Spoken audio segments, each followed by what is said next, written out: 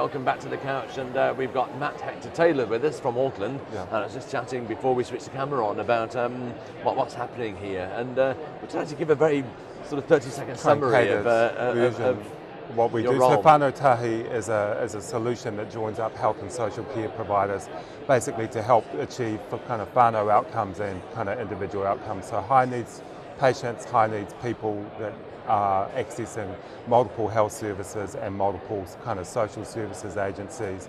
So we work with them to build a plan and then kind of wrap the services around the person and the family, rather than kind of have the system drive their care. They actually drive their own care.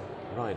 So I'm reading between the lines. It sounds like almost is it a defragmenting sort of thing? It's more a kind of like a coordination sort of role. So if you think about a very fragmented system, it is about defragmenting the system, but it's about joining up kind of around a person or a family's own goals. So basically, if you're an elderly person, you might want to live at home and die at home. And so basically all of the care providers that are involved, whether it's your GP or your pharmacist or the needs assessment agency or the DHB or the other kind of Meals on Wheels services, all need to sort of know that that's what your goal is, and then they start to build and manage the care to achieve your goal. Right. It might be a family that's kind of struggling financially and doesn't have necessarily kind of education, so it's about kind of they're accessing probation services and justice services, housing services, and sometimes health services as well for not just the individual kind of the parents, but also for the kids. And so it's taking a whole of family view or a whole of individual view, and then wrapping the services around them to improve their outcomes. Right. And just certainly I get the feeling from this conference that IT has reached a level now where that can in Auckland it's a big change. So my background's change management. This is like a sector transformation. It's like you're joining up schools, health, police, justice, social welfare, housing, and those organisations don't necessarily talk to one another.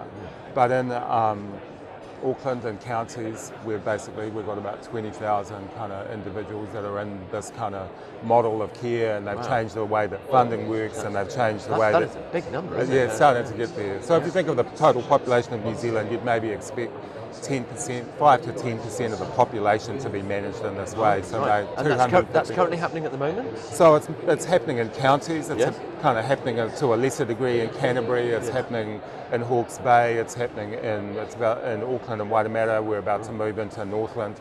But if you kind of think of Whanau Ora, I don't know if you know about Whanau Ora, but that's the kind of Maori kind of health and social service provision.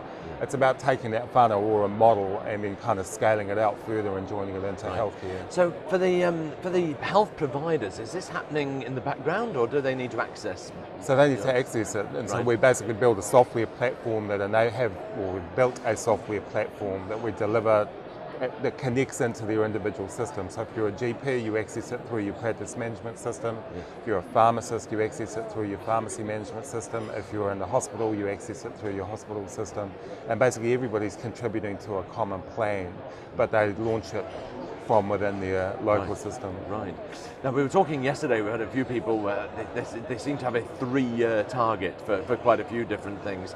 So where's your 3-year target with this project? So 3 years, all regions, maybe 150,000 kind of people in the system access nationally. Right. And kind of really starting to dig into the joined up kind of change in the way the funding models are working for bringing these services together. And what barriers to getting there are everybody's hitting? Paid to work in silos. Right. Currently, everybody reports in silos. Yes. It's like some of these providers have got 30 contracts from 5 different kind of government agencies. Right. They have to report to those agencies independently. It's kind of like nobody's taking people are throwing money at these at these individuals.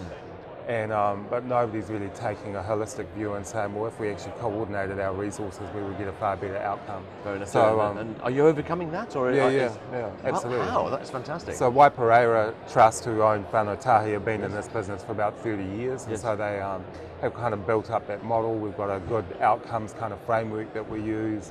We're working with the funders and planners and kind of treasury and a variety of different kind of people to look at how the money actually flows. If you look at the government policy, and you heard Graham talking, the kind of interagency collaboration around health and social care is the future. I mean, that's where the biggest kind of cost or handbrake is in the kind of system. So changing outcomes for these vulnerable individuals and vulnerable families is where the biggest gain is going to be. That is music to a lot of people's ears. Yeah, As you rightly say, it's been a whinge topic for many for a long decades, time, and so we're actually in the one of the few places. So the counties project we're working on is the largest in the Southern Hemisphere, and I think that what we're doing is world leading, and people are coming from overseas to look at what's actually happening here. It's kind of complicated here, even with a single funder system.